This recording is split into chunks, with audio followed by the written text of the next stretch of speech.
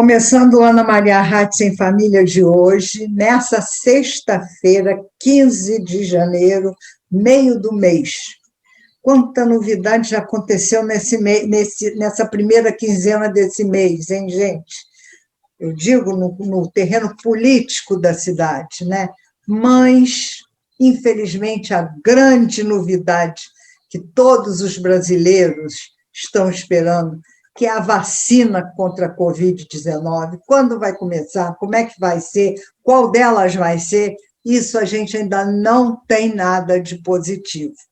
Então, enquanto isso, vamos conversar com pessoas interessantíssimas aqui da cidade, que têm muita coisa a nos contar, a nos mostrar e a nos enlevar até chegarem notícias melhores.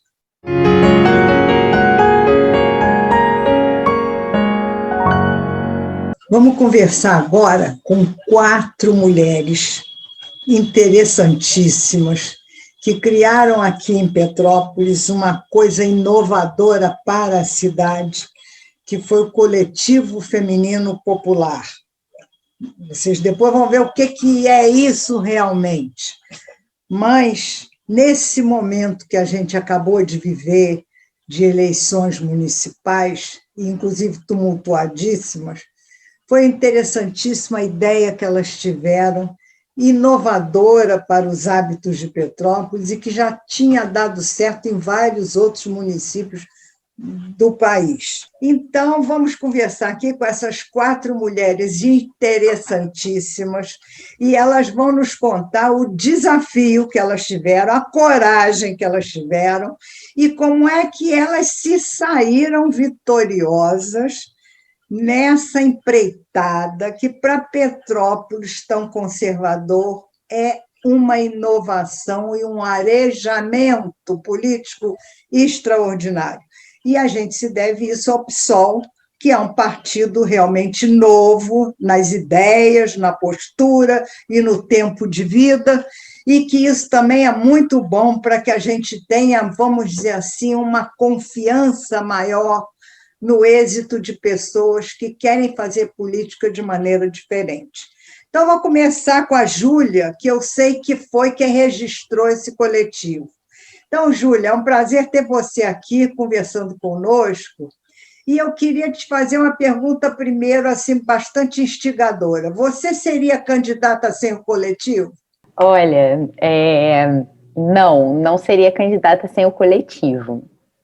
Principalmente pelo que foi construído durante a campanha, né? Mas eu posso também contar para você um pouquinho de como foi esse processo, né, do surgimento do coletivo e dizer que foi uma junção que foi acontecendo, né, que foi natural. E a princípio, só para terminar a sua pergunta, a princípio eu seria candidata sozinha. Né? Então você seria candidata de qualquer maneira, né? A princípio eu fui a primeira doida a topar essa jornada. Doida não, eu acho que você foi ótima. Doida não, a gente precisa de gente como vocês. Pelo amor de Deus, vamos ter coragem de botar a cara na reta e brigar para mudar esse país. Fala aí. É isso aí. Na verdade, eu digo doida assim na brincadeira, porque a gente fazer política não é mole, né? Fazer política, ser mulher e fazer política é algo muito complicado, né? E eu sou professora, dou aula na rede pública, na rede privada de educação, eu trabalho em 5 escolas, né, diferentes, então, assim, a minha vida é uma loucura, então eu trabalho muito, eu tenho uma filha pequena de 3 anos, então eu digo doida porque quando a gente se une e coloca o nome, assim, para participar de um pleito, sem nunca ter pensado em se candidatar, né, tem que ter um impulso que beira ali um pouco a loucura, né, sem problema nenhum em relação a isso. Mas é uma santa loucura, uma santa loucura. Mas foi, assim, uma experiência muito boa, muito positiva, assim, na minha visão. Aí, como é que isso aí evoluiu para a necessidade ou para o seu pensamento que um coletivo agregaria mais do que você, vamos dizer assim, convencer as suas companheiras que elas também deveriam ser candidatas, porque o partido precisava de mulheres candidatas, né? Então, como é que foi esse caminhar aí do individual para o coletivo? Na verdade, a gente ficou desde o início, né, do ano passado, de 2020, se reunindo com a setorial de mulheres do partido, né, do PSOL Petrópolis, e a minha pré-candidatura, né, já havia sido conversada desde 2018, então a gente já vinha, né, com essa ideia, e essas conversas com a setorial de mulheres foi aproximando esse grupo, né, da coletiva, e as outras que também são da coletiva, né, que começaram a pensar como seria se fosse mais de uma candidata para a gente conseguir organizar e coordenar a campanha, né? Seria muito mais complicado. Por quê? Porque seria um grupo para coordenar mais de uma campanha.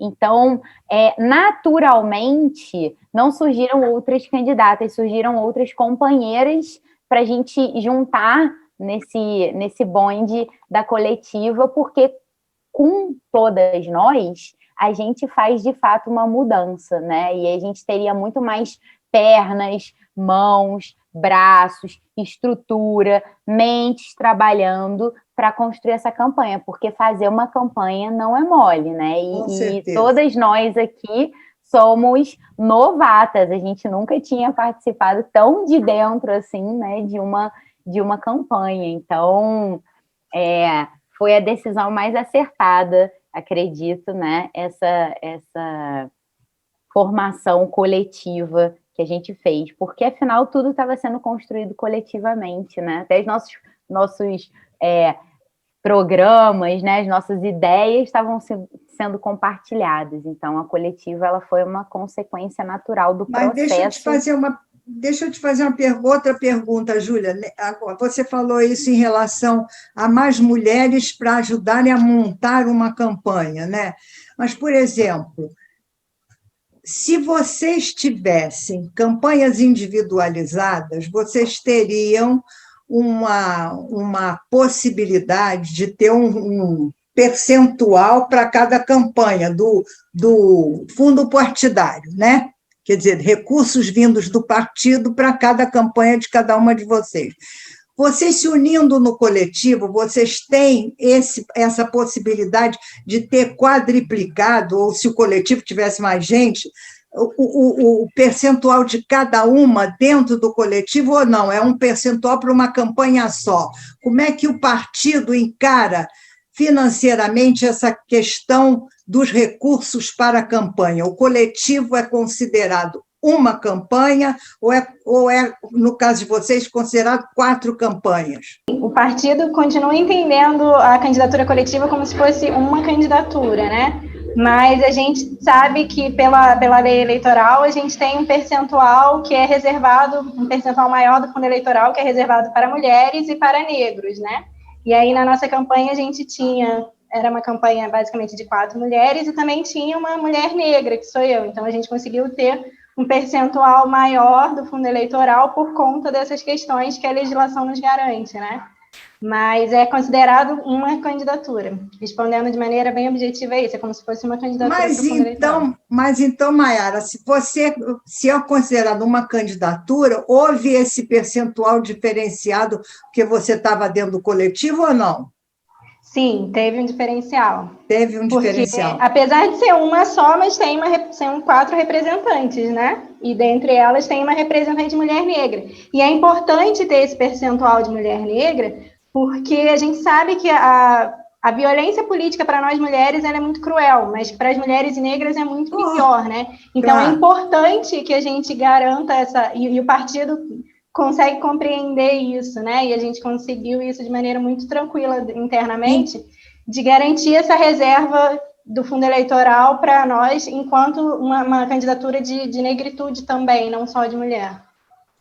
Mas, olha, ainda bem que vocês estão no PSOL que respeitou isso, né? Porque muito partido aqui em Petrópolis, e eu tenho tido um monte de denúncias dos companheiras que disputaram, não chegou nada para nenhuma delas, entendeu? De recurso nenhum, tão coitadas, brigando até hoje, com as contas abertas e sem saber como é que vão dar conta do recado. Ainda bem que o PSOL, com vocês, agiu nesse sentido de levar em consideração todas essas nuances que são boas para aumentar a possibilidade de bom desempenho, né, da candidatura feminina, principalmente uma candidatura coletiva, né? E aí? Sim, Ana Maria, porque eu acho que, só complementando isso que você falou, eu acho importante a gente dizer que, assim, a política não é um espaço para nós mulheres, né? Ele é uma estrutura que é feita para tentar afastar a gente desses espaços, né? E a gente é uma luta que a gente constrói todos os dias para estar aqui, para estar falando, para estar sendo representado. E o partido é também uma representação dessa estrutura, né? Então, assim, o pessoal ajudou muito a gente internamente, conseguiu apoiar isso, mas é importante dizer que esse apoio do pessoal é graças à luta de mulheres, né? Isso não é uma coisa que é dada para a gente, é uma luta que a gente constrói todos os dias. E é muito importante das nossas companheiras, mas de várias outras companheiras de todo o estado, de todo o país. E eu acho que é importante a gente valorizar isso, que o pessoal garantiu isso a gente, mas garantiu graças à luta de nós mulheres, né? Com certeza, e graças a vocês mesmo, porque eu acho que nós vamos mudar isso só nessa briga, é lutando mesmo.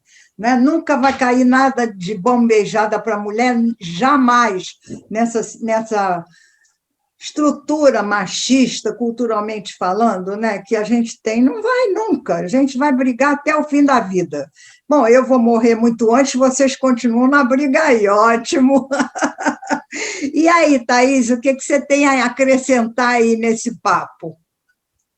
Como é que você se sentiu, de repente, podendo ser vereadora? Porque foi um trispo, quase um pouquinho, que vocês não emplacam. E, olha, ainda podem entrar, eu acho, nesse mandato tão conturbado que a gente está tendo aí, politicamente falando, muita coisa pode acontecer ainda, alguém pode ser chamado para ser secretário, e vocês ainda podem atuar na Câmara de Vereadores. Eu tenho uma esperança danada que vocês vão chegar lá.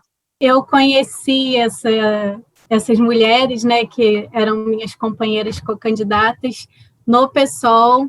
A Júlia eu já conhecia de mais tempo, da cidade, de Petrópolis, mas a nossa militância se uniu no PSOL, e o que eu acho interessante é que somos mulheres de áreas de atuações diferentes, né? A gente pôde juntar um pouco da trajetória de cada uma, a luta de cada uma, a experiência de cada uma, para construir uma campanha muito mais rica do que se fosse uma campanha centrada em uma pessoa. A gente conseguiu abranger muito mais pautas, muito mais lutas, dialogar com mais gente, mais pessoas, né? Estar em mais lugares ao mesmo tempo. Eu acho que esse é um ganho muito grande quando a gente se junta.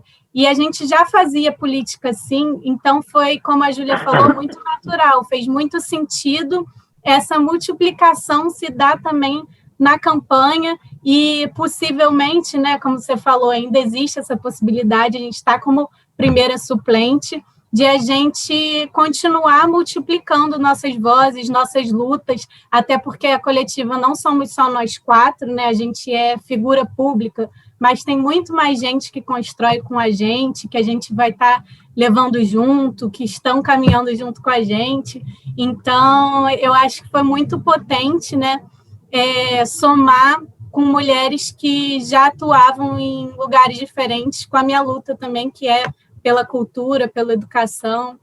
Enfim, não é só mulheres lutando pela representatividade de mulheres, que isso sim a gente já falou, é muito importante, é uma das nossas lutas, mas também a nossa luta é muito além disso, né? Com o que cada uma tem aqui de história, de trajetória, enfim. Agora a gente falta ouvir a Cristina. E aí, Cristina, o que você tem a dizer desse tudo?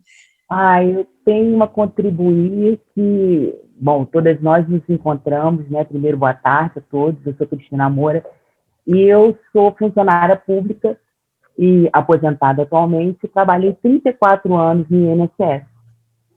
E dentro daquela minha vivência lá como servidora pública, eu sempre militei politicamente e eu estava ligada ao pessoal, comecei a me aproximar do pessoal em 2018, quando a gente começou a trabalhar e estudar o setorial feminista dentro do pessoal.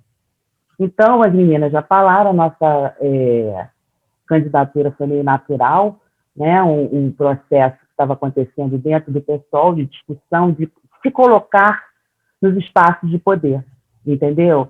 Porque não adianta a gente somente questionar, estudar e refletir. A gente tem que estar participando dos espaços de poder. Tem que exercer o poder, né? Exatamente. Estar lá como agente sujeito ativo, né? Isso. Então, quando nós começamos essa questão, a própria Julinha já falou que a gente ia fazer individual, depois resolvemos concentrar força, o que foi maravilhoso para a gente, né? Eu acho que o nosso desempenho foi bom, porque as forças ficaram concentradas. E a minha colaboração nisso tudo, sou a mulher mais velha. Então, o interessante da nossa coletiva, eu tenho 58 anos, sou uma mulher aposentada, a gente mostrava mais ou menos o ciclo integral da mulher. A mulher jovem, a mulher mãe, né? E a mulher que está agora entrando na terceira idade, que tem que ter os cuidados.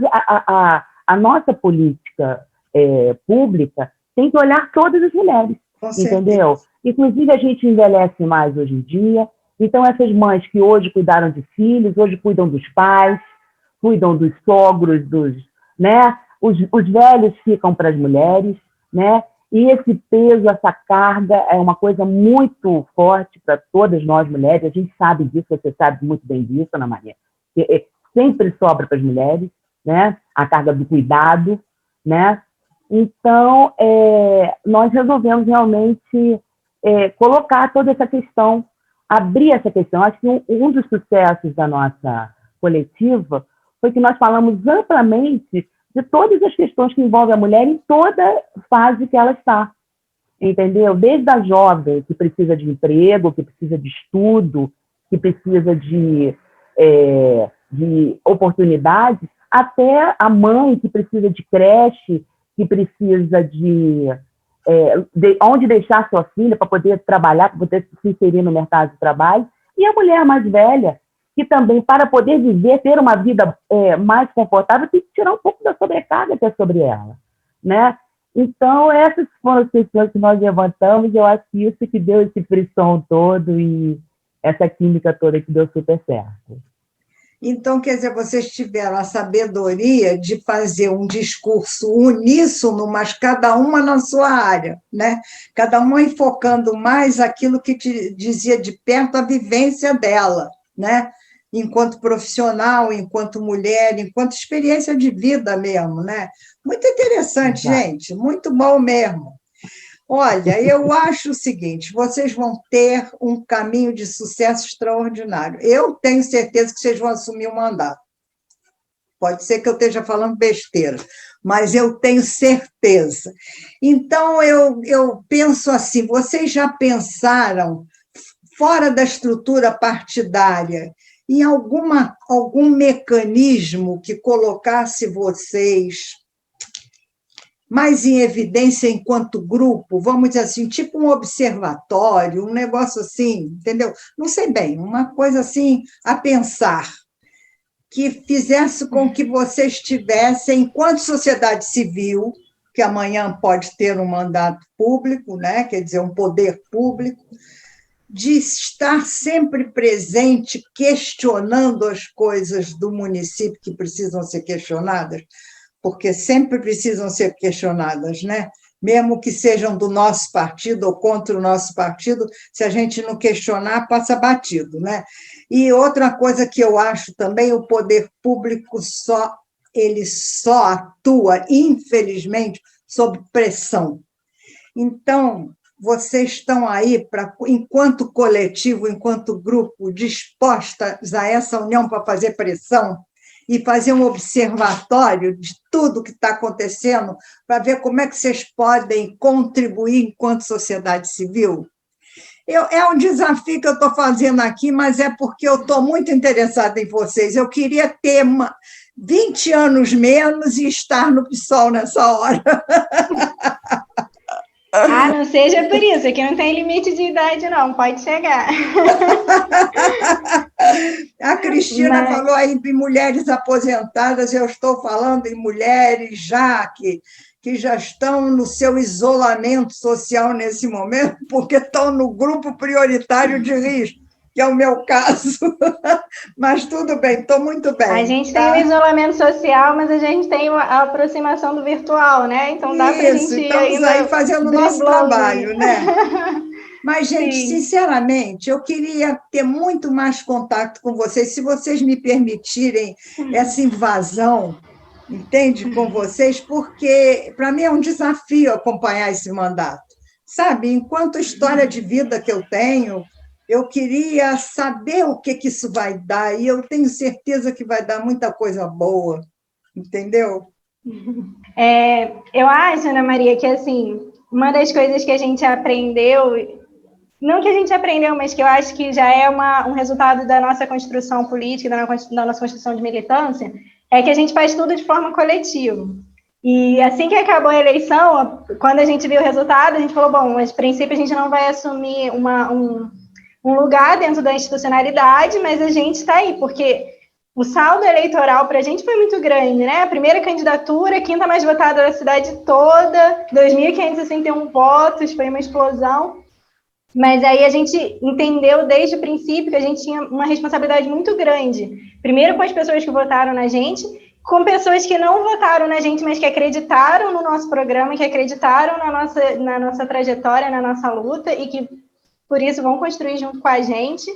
E aí a gente falou, bom, então a gente tem que fazer alguma coisa. E essa sua inquietação é uma inquietação que também gerou na gente. Falou, bom, a gente não pode parar aqui, né? A gente tem que fazer muito mais. Só que é isso, como a gente faz tudo coletivamente, a gente entendeu que a gente vai pensar o que a gente vai fazer, o que realmente é coletiva, o que a gente tem perna para dar conta, o que a gente tem que ter mais pernas para somar mais gente, para a gente conseguir ter mais estrutura, para ter mais força, ter mais atuação. Para tudo isso, a gente entende que a gente tem que pensar coletivamente. Então, é pensar com todo mundo que construiu essa campanha, as figuras públicas, mas também as coordenações, as pessoas que fizeram essa campanha, os apoiadores e também as pessoas que gostaram da gente, né? Então, logo depois da campanha, a gente fez algumas reuniões com pessoas que estavam próximas, a gente fez chamadas nas redes sociais para as pessoas se aproximarem e a gente continua nessa tentativa de chamar mais pessoas para junto da gente, para a gente pensar a nossa atuação de forma coletiva, com todo mundo junto, e aí a gente vê o que é importante, onde que a gente tem que estar, como que a gente pode estar.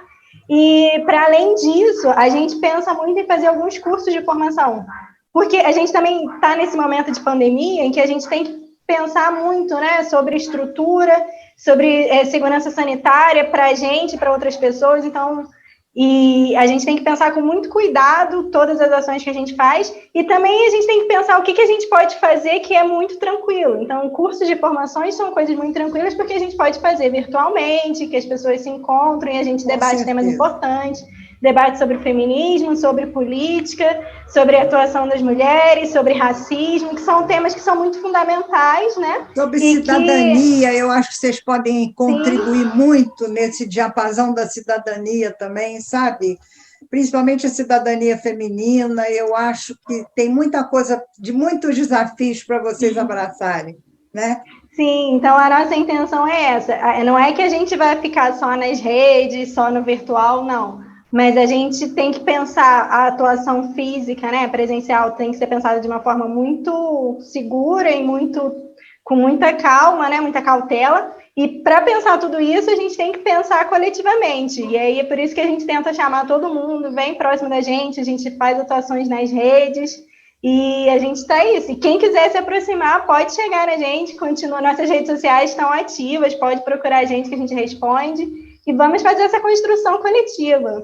Porque a coletiva não somos só nós quatro, não é só quem fez a campanha, a gente é muito maior do que isso. Eu quero, de pronto, parabenizar vocês todas por esse desafio vencedor que vocês conseguiram e por essa responsabilidade que vocês têm agora de terem arejado esse meio político de Petrópolis. Isso é uma responsabilidade. Enquanto mulher idosa e matriarca dessa briga toda, eu tenho esse lugar de fala para falar isso para vocês, tá? Vocês hoje são responsáveis por um arejamento no âmbito da mulher, quer dizer, no âmbito de gênero e também no âmbito do coletivo, da inovação, que vocês têm que dar conta. Então, eu queria deixar esse resto desse tempinho aí que já estourou, mas para vocês darem cada uma mensagem e dizer que esse programa está aberto para vocês a qualquer minuto que vocês queiram vir aqui para falar o que vocês quiserem, tá bom? Muito obrigada pela presença de todas, tá bom? Exatamente. Eu acho que a gente ganhou muita responsabilidade, porque a gente ganhou a confiança e a gente ampliou muito o debate feminista na cidade de Petrópolis. Então, eu acho que temos muita responsabilidade, sim, e é só coisa boa, né? Porque diante do cenário que a gente vive, a gente ter esse horizonte, né? Eu acho que é uma coisa muito boa de dar um gás para a gente lutar mesmo e fazer pressão política e pressionar aquela Câmara e bora lá fazer trabalho coletivo, formação, e é isso aí. Eu queria só agradecer e dizer que é um prazer imenso estar junto dessas mulheres. Muito obrigada. Quem mais? Eu queria agradecer muito o convite, a oportunidade de estar aqui, de juntar de novo a coletiva, é sempre muito prazeroso, é muito bom reescutar minhas companheiras, mas também ouvir pessoas de fora que se empolgaram, que acreditaram na gente, só chamando a gente mais uma vez para a responsabilidade que a gente sabe que tem, mas eu digo que a gente não tem respostas fechadas. A gente teve um programa, a gente tem uma diretriz política, mas também a gente é muito aberta para novas possibilidades, para as pessoas que estão chegando, para quererem somar com a gente. Então, assim como o convite está feito para Ana Maria, ele está feito para qualquer um que possa estar assistindo a gente. Eu vou assumir esse convite aí numa boa. Também a coletiva é sempre aberta, está em movimento, e agradecer mais uma vez esse espaço. Obrigada mesmo. E dizer que é isso, a política é um espaço difícil para nós, mas eu tenho certeza que se tem uma população, se tem um povo que é capaz de mudar esse mundo, somos as mulheres e são as mulheres negras. Então é muito importante que esse espaço, que a gente rompa esse espaço, porque ele não vai ser dado para a gente de graça, mas nós somos fortes, somos grandes e a gente vai romper com essa barreira e vamos criar muito mais. E a coletiva está aí, a coletiva não para, e a gente está aqui para... A gente já teve uma vitória muito grande nas eleições, mas a gente está aqui para realmente contar uma outra história em Petrópolis, e a gente vai fazer muita coisa boa aí ainda. E quem puder, quiser somar com a gente, vem junto, que a gente está aqui para crescer, para ser muito maior. E segue a gente nas redes sociais, o nosso perfil no Instagram é @Coletiva Feminista Popular. Acompanhe a gente lá, e se quiser saber de alguma coisa, é só mandar mensagem que a gente responde e vai acompanhando os nossos próximos passos aí. Ótimo, você deu o endereço, isso já foi bom, muito bom. Cristina. Eu queria agradecer acima de tudo e dizer que isso aqui é muito significativo, esse nosso encontro, porque você é uma pioneira, né? Você é uma mulher que está dentro da política há muito tempo, praticamente disse que nasceu na política, né, pela família, a gente sabe de tudo. E eu quero que você agora veja essas meninas novas aí se empolgando. Então, o nosso principal dever é trazer as mulheres realmente para a política, mostrar que a gente realmente pode fazer uma política diferente, que a gente vai fazer uma política diferente e que a gente precisa de cada vez mais mulheres e mais pessoas junto com a gente para a gente fazer essa transformação. É isso, minha querida. Muito obrigada pela presença de vocês mais uma vez. Eu quero ver vocês naquela Câmara. Se não for daqui a 4 anos, daqui a 5 ou 6. Espero estar viva até lá para ter esse prazer, entendeu? Porque para mim vai ser um prazer e, de certa forma, uma realização, entendeu? Então, vocês estão me dando esse motivo para me sentir mais realizada de uma luta de uma vida inteira, que eu estou vendo o resultado, demorou, está demorando, mas está aí, vocês são o resultado. Tá? Muito obrigada por tudo e sucesso absoluto para vocês. Não desanimem, pelo amor de Deus. Beijos. Pode deixar, obrigada, tchau. Então, vamos agora conversar com um jovem, Gabriel Araújo, que é um novo talento petropolitano, que está surgindo no mundo das artes e que tem, vamos dizer assim, a possibilidade de demonstrar a sua vocação tanto como musicista, como compositor, como escritor. Então, vamos conversar com o Gabriel agora para ver o que ele também pode nos mostrar da possibilidade dessa juventude que nós temos aí. Nesse momento, eu tenho aqui o interesse todo especial de apresentar para vocês um rapaz, um jovem músico, Gabriel Araújo, que também é escritor, e que é, vamos dizer assim, um dos novos talentos que estão surgindo nessa cidade, que é berço de vários talentos culturais, né? Então, eu fiquei muito satisfeita de conhecer o Gabriel, conhecer a obra dele, alguma coisa da obra dele.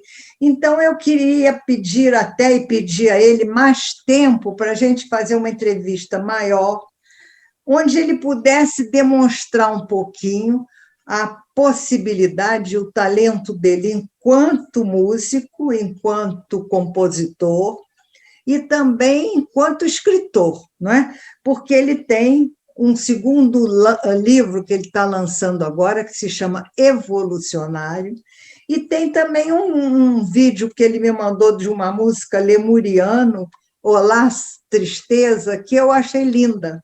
Então, eu queria conversar com o Gabriel e ele me contar tudo, como é que foi essa mutação ou não mutação, essa agregação da vocação de escritor com a de músico. Vamos conversar. Gabriel, é um prazer conversar com você aí.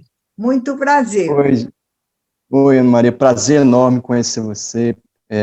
Boa noite aí para o pessoal, para você, pessoal de casa. E, então... como que é essa junção, né, que você perguntou, a música com a escrita? Não, deixa eu começar pelo começo primeiro, posso? Vamos lá. Você é um jovem. Então, a tua formação, você tem uma formação literária ou musical? Qual foi a primeira? Como é que foi isso? Então, eu brinco, né, eu estou me formando em faculdade de letras, né, na Unirio, Universidade Federal do Estado do Rio de Janeiro, fica lá na UFCA, e bem lá na Unirio, há tempos atrás, havia um projeto também de uma escola de música, ainda está funcionando, né? Agora na pandemia parou um pouco, mas chamava-se Escola Portátil de Música, e eu frequentei a Escola Portátil de Música por 2 anos, violão, aprendendo MPB, uma coisa mais raiz da nossa cultura mais brasileira mesmo, né? E aí, né, essa é um pouco a minha formação, digamos assim, né? Ainda não estou formado em nada nesse sentido de ter diploma, mas tive um trajeto, né? Estou terminando a faculdade. Mas você ainda está em formação, pela tua idade.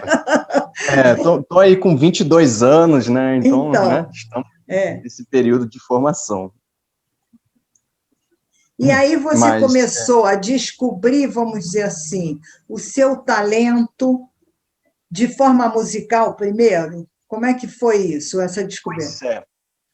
Então, eu comecei indo para a poesia, né? A poesia foi por influência de uma escola daqui da região serrana mesmo, o Centro Educacional de Itaipava. Eu sempre falo o nome deles porque foi lindo o que eles fizeram, assim. Eles promoviam festivais de poesia na escola, né? E não exatamente na escola, né? Mas com os alunos da escola, eles alugavam um casarão, promenade, só para a gente fazer recitação de poesias. E era lindo. Nossa, aí não tinha só poesia, né? Tinha tudo, tinha dança entre um grupo e outro de poesia, era muito legal. E aí, em certo ponto, eu falei assim, puxa, eu vou participar disso aí, cara, tá muito legal. Acabou E aí, isso, Gabriel? hoje virou um festival cultural, tá abrangendo mais coisa, mas eu acho que a qualidade desceu um pouco, né? Assim, porque não é uma crítica destrutiva, mas é que, assim, era um clube só para isso, para poesia, era uma coisa, assim, gigantesca, né? E aí eu lembro que, na época, eu falava assim, cara, eu tenho que participar disso. E aí eu comecei a participar e eu falei assim, poxa, não é que eu tô ganhando prêmio aqui? Deixa eu ficar aqui mais um pouquinho. Aí eu fui começando a ler, gostar de ler, que eu não gostava, eu era jogador de futebol, queria isso, né? Queria isso para a vida, como todo menino, né?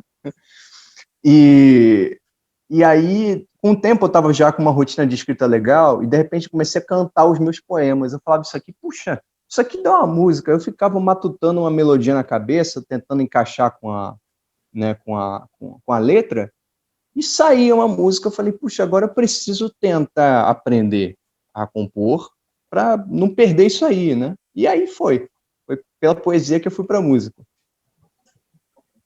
E Então, aí também tem um outro, você tem conseguiu um outro primeiro detalhe. desenvolver essa tua capacidade musical, de letrista e Isso, de musicista, é isso? isso, foi tudo pela poesia primeiro.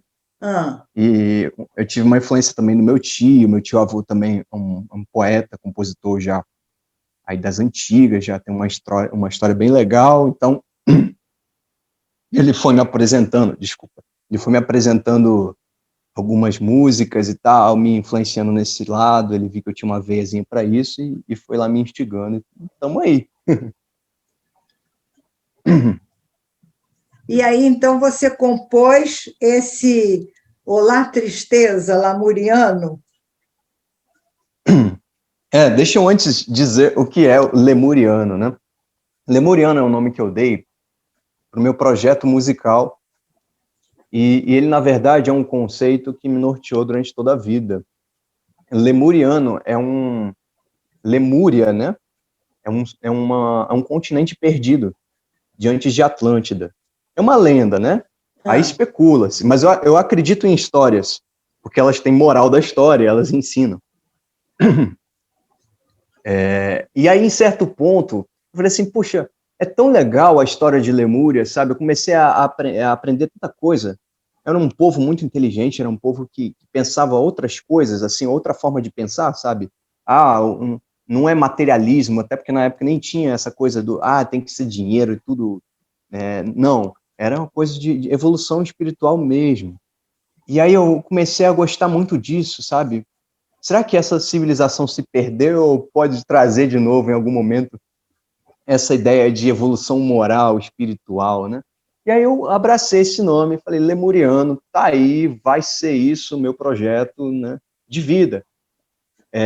E eu acabei, por diferenciar, pelo menos nesse primeiro momento, o Gabriel Lemuriano é aquele que compõe, e o Gabriel Araújo é aquele que escreve, que escreve que livros. interessante! Ah, E aí, assim, é aquela coisa, né? A gente, quando está estudando muito na faculdade de letras, vendo cada coisa interessante sobre diversos autores, acaba que a gente entra muito e abraça muito, veste a camisa da literatura e entende a profundidade do que é a poesia, esse conceito, né?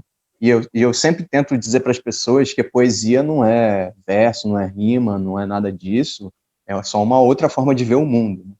É um reaprender. Ela tem a ver com criança, tem a ver com infância, sabe? Aquela criança que, que inventa trocadilhos e formas de ver o mundo, criativa, sabe? Tem a ver com isso, né? E a poesia, eu acho que serve para nortear a gente, né, nesses tempos difíceis, por exemplo. Então, a poesia me levou para esse lado de tipo, cara, eu nem sei quem eu sou ao certo, então por isso eu me permito, por enquanto, ter duas identidades, vamos botar assim, para que fique mais ou menos entendido, é quase como se fosse um heterônimo, né? Sei lá, era um teatro dentro de mim que rola, né? O Gabriel escritor, o Gabriel músico, mas que ambos estão caindo, né? Sendo levados para o mesmo ponto, estão ali se confundindo no bom sentido. né? Então, Gabriel, vamos fazer o seguinte, vamos dar uma parada aqui nessa entrevista para eu apresentar você cantando Olá Tristeza, né? Aqui fora, embora em minhas idas, nas linhas de partida, ruínas de outras vidas, sou fruto de outras eras. Não sou mais quem eu era, nem o que me espera. O meu passo, traço no instante, andarilho de sonhos errantes. Olá, tristeza, talvez você me desconheça. Não sei chorar, sei quem eu sou, então nada me passa em vão. Levo a clareza, medo, eu escorri pelos seus dedos. Não vou voltar, sei quem eu posso ser, tudo que acontecerá há de ser certeza.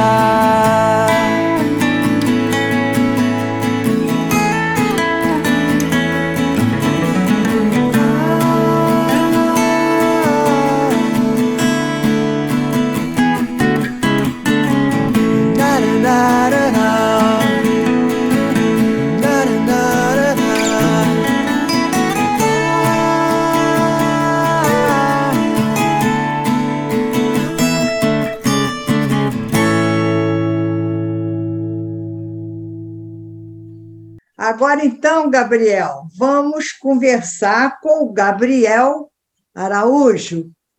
Não é mais o Emuliano, é o Gabriel Araújo, que vai nos falar, então, do seu segundo livro. E o primeiro? Você não vai contar nada do primeiro? Posso contar. Rapidinho. Eu brinco. O meu primeiro livro, tá aqui ele, bonitinho, chama-se Esperância, tá dando para ver aí? Acho que tá. A ideia é um pouco parecida com esse livro novo. Esperância. É um neologismo, né? É esperança. Esperância, tá. Isso, Maravilha. é espera com ânsia, alguma coisa assim. Isso. Aí, o Esperança basicamente foi uma espécie de diário. A ideia é que, assim, eu consigo explicar rapidamente os dois livros, né? Mas eles são muito parecidos. O Esperança, na verdade, foi um processo de me acostumar com uma nova visão de mundo que eu fui aprendendo, lendo filosofia, lendo um monte de coisa. E é a seguinte, as coisas que acontecem fora da gente, elas são uma metáfora para o que acontece dentro de nós. Então, aqui no livro, no Esperança, por exemplo, eu me vali de acontecimentos históricos que aconteceram no Brasil, tipo a greve dos caminhoneiros, para explicar uma coisa que é do ser humano dentro, no mundo interno nosso. Porque se você... Aí pensam sempre assim, cara, eu preciso me conhecer, o pessoal sempre fala, a gente tem que se conhecer. Mas quando você olha para dentro, você não vê nada. Já pensou nisso? Tipo, você fecha os olhos e fala assim, caramba, cadê os pensamentos? Eles são metafísicos, eles não existem visivelmente. Então você precisa de alegoria, de metáforas, para entender. Então eu peguei, por exemplo, esses acontecimentos de fora para tentar entender o mundo interno nosso. Então o Esperança, ele é um personagem do livro, né? Ele é uma narração, na verdade, meio poesia, meio narração. As poesias elas vão se completando e formando uma história, que é a história nossa, né? É o personagem eu chamo de ser urbano, que é um trocadilho, ser humano, ser urbano.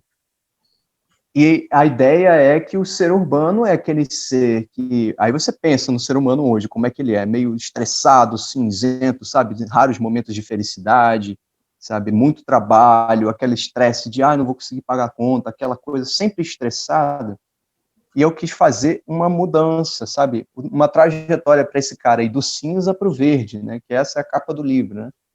E do cinza para a cor. O verde é a cura, é a esperança, é a verdade, qualquer coisa nessa clave.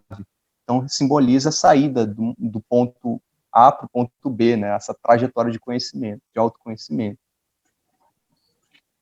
O evolucionário está aqui, tá dando para ver? Evolucionário. Esse você vai lançar ainda, Gabriel?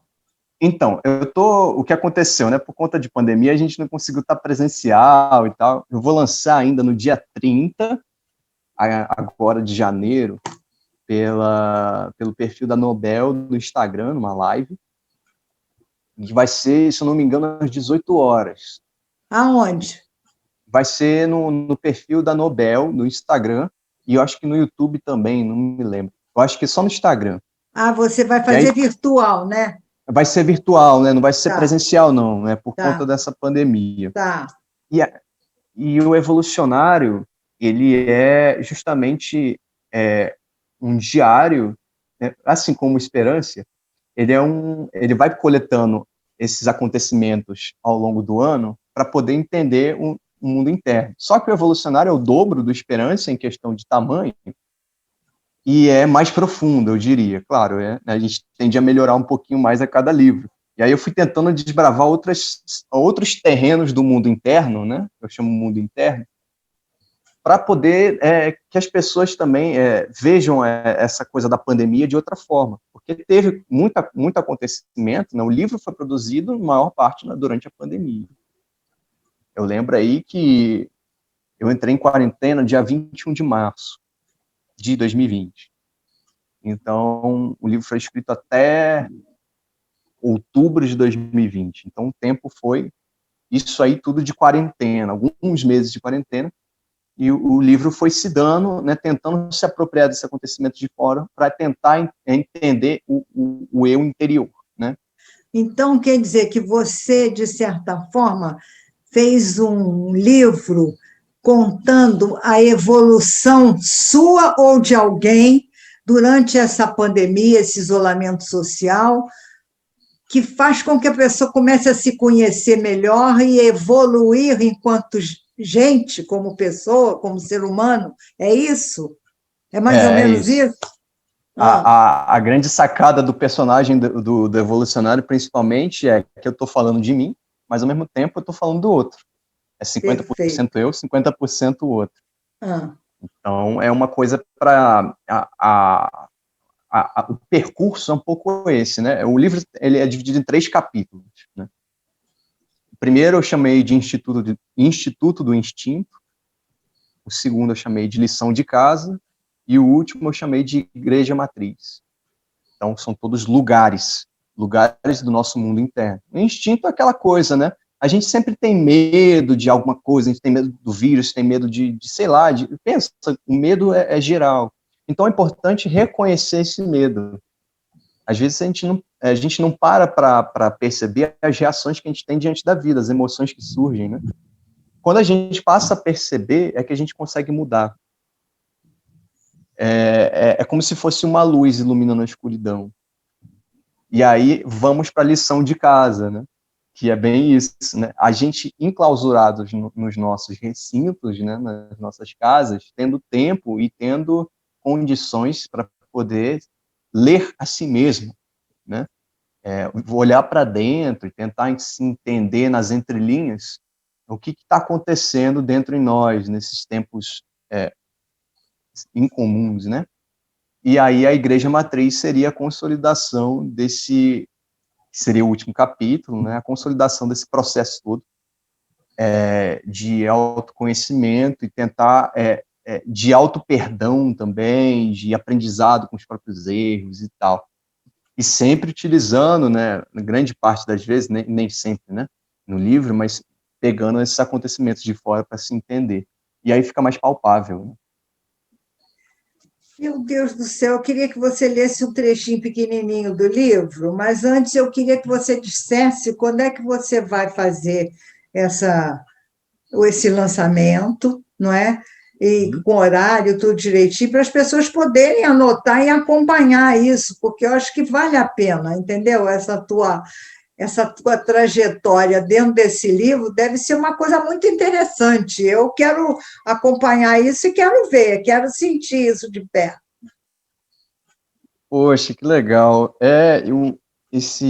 Então, vai ser no dia de domingo, às 6 horas, como eu falei, né? Estou bem empolgado também para lançar ele oficialmente, né? Mas vamos lá, vou dizer um poeminha. No dia de domingo, dia 30/1, é isso? Isso, esse agora, janeiro, né? Isso. Esse mês agora. Ah. Vamos lá. Gosto muito desse poema aqui. Diz assim, Complexo de Bauman é o nome do poema. Peraí, deixa eu só te fazer uma pergunta. São vários poemas, então? Sim, vários poemas que eles vão formando uma história. Entendi. Tá. Dessa forma, né? Conforme você vai lendo. Diz assim, derramar o Atlântico no abismo da garganta. Tal a sede que se deve ter por profundidade. Navegar num instante com a virtude almiranta. Jogar redes para colher cardumes de verdades. Durante a tempestade já vive a bonança, feito marinheiro ágil que não chove à própria vista. Se na modernidade é adulto ser criança, não seja naufrágio por amor às balsas perdidas. Que lindo, cara! Muito bonito mesmo! E sabe de uma coisa? Dá curiosidade da gente ler tudo. Poxa, fico feliz com isso. Olha aqui, eu te desejo o maior sucesso, tá? No dia 30 de janeiro, às... 18 horas no perfil... No 18 horas, 6 da tarde, no perfil da Nobel, vai ter uma live lá. Então, gente, olha só esse lançamento desse livro evolucionário do Gabriel Araújo, que eu tenho certeza vai fazer o maior sucesso. E, Gabriel, eu te desejo, independente do lançamento do livro, um maior sucesso, porque eu sei que você tem uma carreira pela frente aí brilhante, porque você já demonstrou toda a sua capacidade e a sua vocação para a arte e para, vamos dizer assim, a sensibilidade das coisas. Parabéns. Um menino da sua idade, para mim você é um menino, não é? Mas já com esse potencial de entender o ser humano e transmitir isso pela arte de alguma forma. Meus parabéns, muito obrigada pelo teu tempo aqui conosco e desejo que você seja muito bem-sucedido, tenho certeza que vai ser, tá? Poxa, muito obrigado, Ana. Então, gente, eu estou até com uma camisa aqui com uma frase do livro, ó, já um spoiler de um dos primeiros poemas, diz assim, século XXI, te admiro 3 vezes cético. É uma brincadeira? É uma brincadeira, um trocadilho, né? Mas muito bom o trocadilho, muito bom, muito bom. Agradeço aí, e o que eu posso fazer para encerrar? Talvez uma música, será que dá tempo ou não? Se você for rapidinho, dá. Tudo que nos acontece tem razão maior. E quem é cego não vai entender que há muito mais além para ver. Tudo que acontece fora está dentro de nós. Nossas células em quarentena. O vírus do medo envenena. Cada um com sua cruz. Cada um com sua luz. O amor será o melhor remédio contra o mal. Se você estiver só, nunca tema o pior. Você escolhe sucumbir ao tédio por ser melhor. Muito bem, Gabriel, muito obrigada, hein? Até a próxima, sucesso para você, tá? Então, com essa música do Gabriel, a gente termina o programa de hoje desejando que as nossas esperanças em relação a essa questão sanitária da cidade e do país sejam minoradas, sejam as dificuldades minoradas e a esperança de dias melhores cada vez mais palpável e grande. Vamos desejar que na próxima sexta-feira a gente já tenha alguma coisa palpável para falar sobre a vacina. A gente já tem a possibilidade de pensar que esse isolamento social, essa necessidade de tantos cuidados sanitários, já começa a ser mais diluída. Essa é a esperança desse ano todo. Até lá, gente.